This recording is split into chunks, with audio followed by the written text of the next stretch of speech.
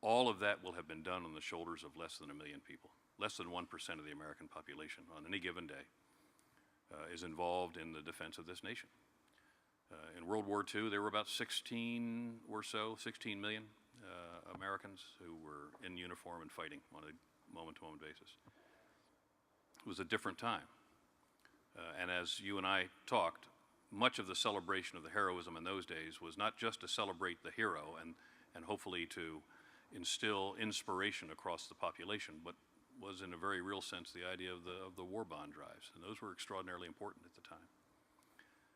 But today, and when I was Commandant of Midshipmen at Annapolis, we frequently had midshipmen entering the class who didn't have anyone alive in their families who had ever served in uniform.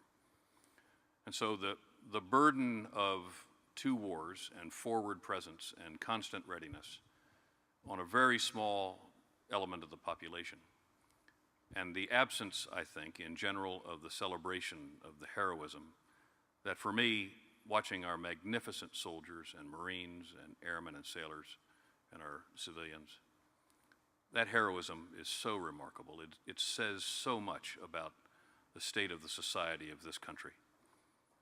I think it's a loss to America.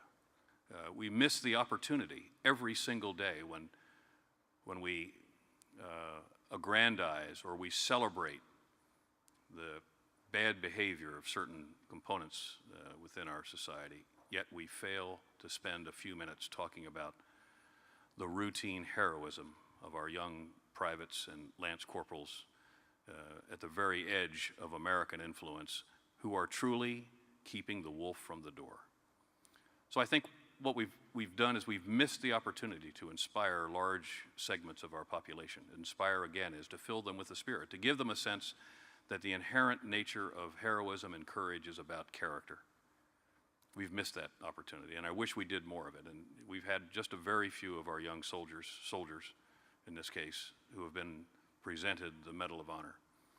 And the coverage is about a day long, and then we're back to something else. And that something else, in the end, we have to ask ourselves, does that contribute a bit to the national character? And in most cases, it doesn't. So I worry about that. And I wish that we could spend more time focusing on those heroes.